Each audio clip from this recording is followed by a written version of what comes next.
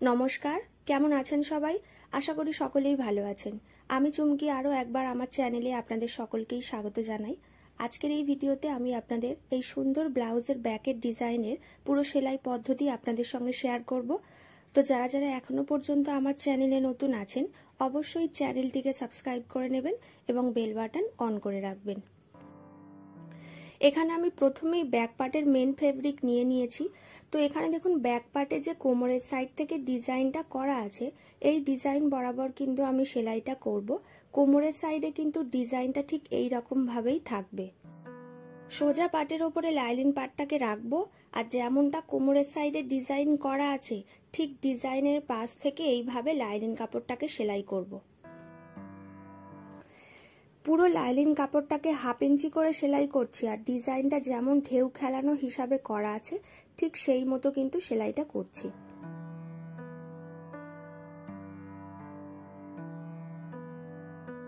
Design বরাবর সেলাই করে নেওয়ার পরে যা এক্সট্রা কাপড় থাকবে কেটে বাদ দিয়ে দিতে হবে।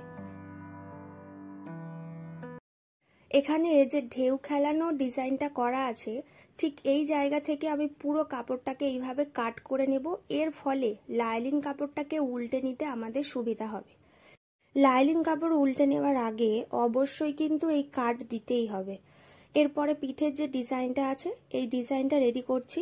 তো ডিজাইন বরাবর 1/2 ইঞ্চি করে পুরো কাপড়টা প্রথমে সেলাই করব।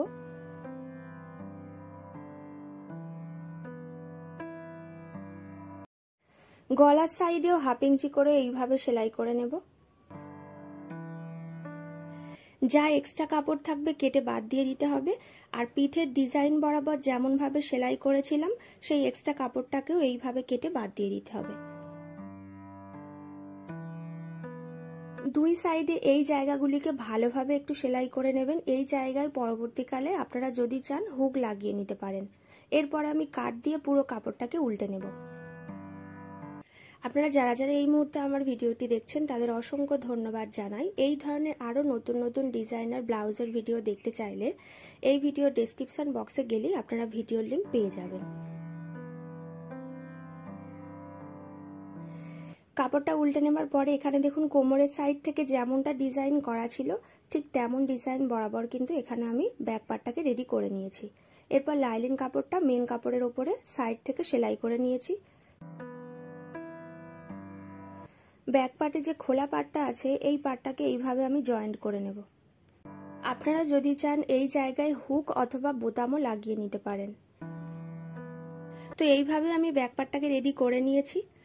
আর আজকের মতো ভিডিওটি আমি এইখানেই শেষ করছি। তো ভিডিওটি কেমন লেগেছে আপনাদের অবশ্যই কিন্তু আমাকে কমেন্ট করে জানাবেন, আর ভিডিওটি যদি ভালো লেগে থাকে লাইক করতে ভুলবেন না।